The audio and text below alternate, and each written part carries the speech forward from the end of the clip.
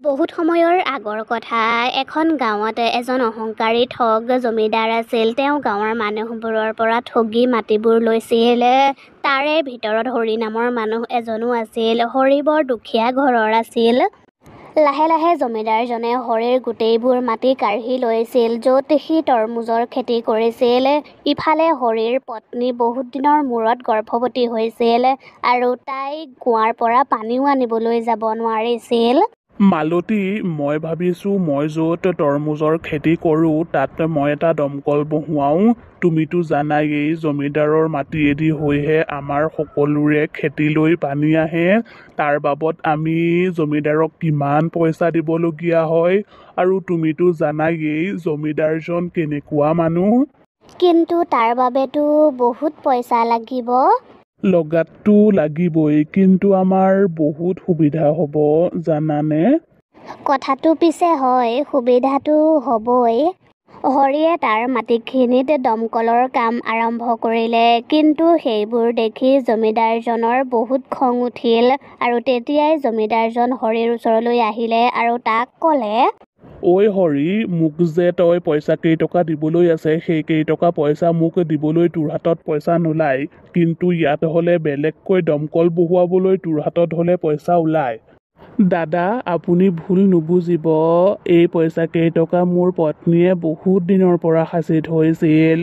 তাই এতিয়া গৰ্ভৱতী যে, সেইবাবে তাই ইমান দূৰৰ পৰা পানী আনিবগৈ নোৱাৰে। তাইৰ সুবিধাৰ কাৰণেই মই ইয়াত দমকলটো বহুৱাইছোঁ। হয় নেকি? হ'ব দে তেতিয়াহ'লে, একো কথা নাই। মই মাত্ৰ তোক এইটো কথাহে ক'বলৈ আহিছিলোঁ যে 1 তাৰিখৰ ভিতৰত মোৰ পইচা কেইটা দি দিলেই হ'ল। জমিদাৰজনে হৰিক কথাখিনি কৈ তাৰ খেতিখিনি সি চাবলৈ গ'ল, কিন্তু তালৈ গৈ তাৰ কিবা এটা ভাল নালাগিল। যোৱাকালিলৈকে তাৰ খেতিখন তৰমুজেৰে ভৰি আছিল, কিন্তু আজি গোটেইবোৰ খালী হৈ আছে। যোৱাকালি ইয়াত ভৰি দিবলৈয়ে জেগা নাছিল, কিন্তু আজিচোন গোটেইবোৰ খালী হৈ আছে। আৰু যোৱাকালিতো তৰমুজবোৰ ফাটি থকা নাছিল, আজি তৰমুজবোৰ ফাটি ফাটি আছে। কি হৈছে বাৰু, মই একোৱেই বুজি পোৱা নাই। জমিদাৰজনে কথাবোৰ ভাবি চিন্তি ঘৰলৈ গুচি গ'ল, কিন্তু পিছদিনা আকৌ তালৈ আহি দেখিলে এইবাৰ তৰমুজ একেবাৰেই তাত খালী হৈ আছে। সেইবোৰ দেখি তেওঁ বৰ চিন্তাত পৰিল। পিছদিনাও সেই একেই হৈছিল। এইবাৰ তেওঁ বেছিকৈ চিন্তাত পৰিছিল। সেইবোৰ আচলতে কি হৈ আছিল জমিদাৰজনে একোৱেই বুজি পোৱা নাছিল। কথাবোৰ ভাবি চিন্তি একো উপায় নাপাই তেওঁ আকৌ ঘৰলৈকে গুচি গ'ল।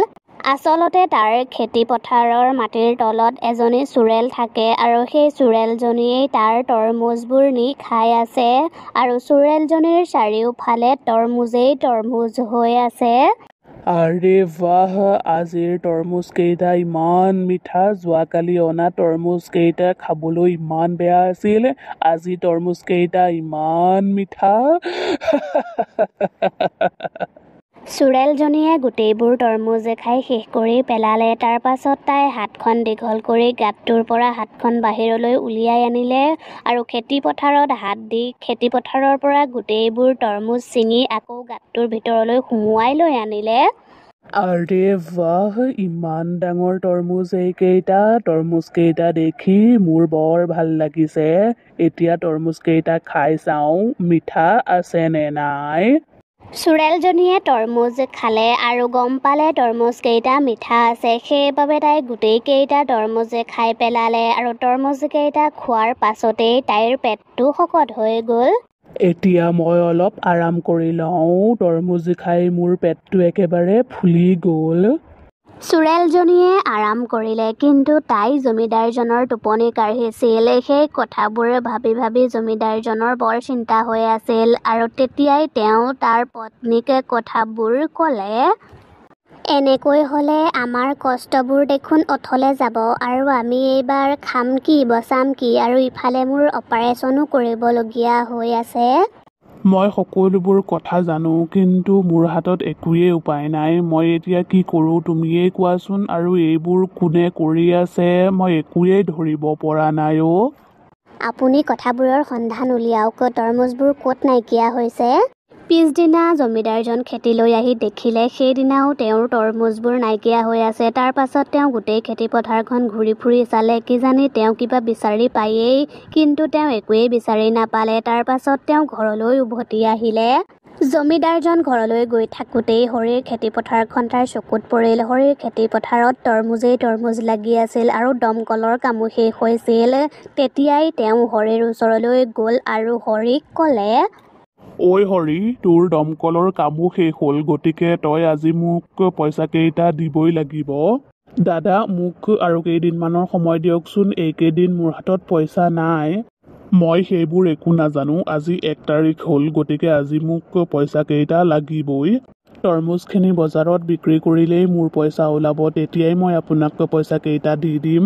নহ'ব ভাই, নহ'ব, আজিৰ ভিতৰত মোক পইচা লাগিবই, নহ'লে এই বাচি থকা মাটিখিনিও মোৰ হৈ যাব, কাৰণ তই সেইদিনা কাগজত চহী মাৰিছিলি নহয়। দাদা, আপোনাক লাগে যদি আপুনি আমাৰ ঘৰৰ কাষত থকা আমাৰ মাটিকণকেই লৈ লওক, কিন্তু এই মাটিকণ মই আপোনাক দিব নোৱাৰোঁ। হ'ব দে, নালাগে মোক, এই দমকল থকা মাটিখিনি তয়েই ৰাখি থ। হৰি দমকলটোৰ কাষতেই বহি ল'লে আৰু কান্দিবলৈ ধৰিলে। সি ভাবিলে সি এতিয়া কেনেকৈ ঘৰলৈ যাব। কিন্তু তেতিয়াই মিনুৱে এটা বাল্টিং লৈ দমকলটোৰ পৰা পানী নিবলৈ আহিল। কি হ'ল আপোনাৰ? আপুনি এনেকৈ মন চন মাৰি বহি আছে যে আৰু কাম বনো কৰা নাই? মই আকৌ দমকলৰ পৰা পানী নিবলৈহে আহিছিলোঁ। এইমাত্ৰ জমিদাৰ দাদা আহিছিল। আজি মই তেওঁৰ পইচাখিনি ঘূৰাই দিব নোৱাৰাৰ বাবে তেওঁ আমাৰ গোটেইখিনি মাটি লৈ ল'লে। একমাত্ৰ এই দমকলটো থকা মাটিখিনিহে আমাক দি থৈ গ'ল। হে ভগৱান, আমি এতিয়া কি কৰিম? কথাবোৰ শুনি মিনু মূৰ ঘূৰাই পৰি গ'ল। তাইকে দেখি হৰিয়ে বহুত ভয় খালে আৰু তেতিয়াই সি দমকলৰ পৰা পানী উলিয়ালে। কিন্তু দমকলৰ পানীখিনি ৰঙা ৰঙৰ আছিল। হৰিৰ লৰালৰি হৈ থকাৰ বাবে সি সেইবোৰ গুৰুত্ব নিদি পানীখিনি মিনুক খুৱাই দিলে। পানীখিনি খোৱাৰ লগে লগেই তাই চকু মেলিলে। মিনু, তুমি ঠিকে আছানে বাৰু? মই ঠিকেই আছোঁ, কিন্তু আপুনি ইমান সোনকালে তৰমুজৰ ৰস ক'ৰ পৰা আনিলে? হৰিয়ে দমকলটো মাৰি পানীখিনি খাই চেক কৰিলে। সঁচাকৈ পানীখিনি খাবলৈ মিঠা আৰু ঠাণ্ডা হৈ আছিল। আৰে বাহ মিনু, এয়া দেখোন সঁচাকৈয়ে তৰমুজৰ ৰস, কিন্তু কেনেকৈ? এয়া দেখোন চমৎকাৰ হৈ গ'ল, দমকলৰ পৰা তৰমুজৰ ৰস ওলাইছে। সঁচাকৈয়ে আমাৰ দমকলৰ পৰা তৰমুজৰ ৰস ওলাইছে। ভগৱানেও চাগে আমাৰ দুখবোৰ চাই থাকিব পৰা নাই, সেইবাবেই তেওঁ এইবোৰ সুবিধা কৰি দিছে। কথাবোৰ ভাবি মিনু আৰু হৰিৰ সুখৰ ঠিকনায়েই নাছিল। মিনু, অহা কালিলৈকে মই ইয়াত এখন চাইনবোৰ্ড লগাম, য'ত লিখিম 1 টকাত এগিলাচ তৰমুজৰ ৰস। হৰিয়ে তেনেকুৱায়েই কৰিলে আৰু পিছদিনাই সি দমকলটোৰ কাষতে এখন চাইনবোৰ্ড লগাই দিলে। আৰু গাঁৱৰ মানুহবোৰে যেতিয়া সেই কথাটো গম পালে, তেতিয়া তেওঁলোকে তালৈ তৰমুজৰ ৰস খাবলৈ আহিল। গাঁৱৰ মানুহবোৰে এগিলাচকৈ তৰমুজৰ ৰস খালে, কিন্তু তেওঁলোকৰ এগিলাচ তৰমুজৰ ৰস খাই হেঁপাহেই নপলাল। তেওঁলোকে 2 গিলাচ 3 গিলাচকৈ তৰমুজৰ ৰস খালে। আৰু তেনেকৈয়ে দিনটোত হৰি আৰু মিনুৰ বহুত টকা উপাৰ্জন হ'ল আৰু দুয়োজন তাতেই বহি লৈ পইচা হিচাপ কৰিবলৈ ধৰিলে।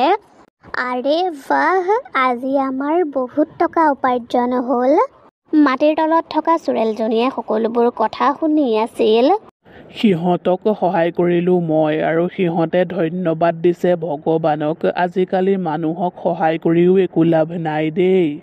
তাৰ পাছত মিনু আৰু হৰি ঘৰলৈ গুচি গ'ল। তেতিয়াই চোৰেলজনীৰ তৰমুজৰ ভোক লাগিল, কিন্তু জমিদাৰৰ খেতিৰ প্ৰায় তৰমুজ শেষেই হৈছিল, কিন্তু এটা চুকত কেইটামান তৰমুজ আছিল।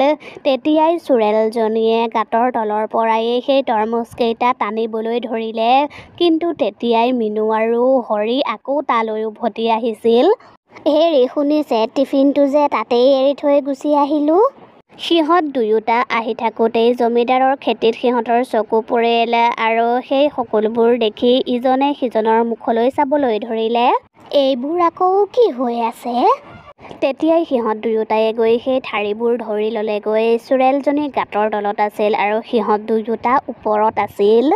আৰে এইডাল আকৌ ক'ত ফচি গ'ল মই বাহিৰলৈ গৈ চাবগৈ লাগিব চোৰেলজনী মাটিৰ ওপৰলৈ আহিল আৰু তেতিয়াই তাইক দেখি মিনুৱে চিঞৰিবলৈ ধৰিলে চোৰেল কোন আছা আমাক বচোৱা আপুনি ইয়াত কি কৰি আছে মই মাটিৰ তলত থাকোঁ আৰু মই তৰমুজ খাই ভাল পাওঁ আৰু তহঁতে যে কৈ আছ এইবোৰ ভগৱানৰ কৃপাত হৈছে নহয় এইবোৰ মোৰ কাৰণেহে হৈছে মই যে তৰমুজবোৰ খাওঁ সেই তৰমুজৰ গুটিবোৰ তাতেই পৰি থাকে যাৰ ফলত তাত বহুত তৰমুজ লাগিছে তাৰে ভিতৰত এটা বহুত ডাঙৰ তৰমুজ লাগিছে তহঁতে ভবাতকৈও ডাঙৰ সেই তৰমুজটোৰ ৰসেই এই দমকলটোৰ পৰা ওলাইছে য'ত তই দমকলটো বহুৱালি তাৰ তলতেই মই থাকোঁ বুজি পালি চোৰেলজনীৰ কথা শুনি হৰিয়ে ক'লে আপোনাৰ বাবেই আজি আমাৰ বহুত সুবিধা হ'ল নহ'লে আজি আমি বৰবাদ হৈ গৈছিলোঁ আপোনাক বহুত বহুত ধন্যবাদ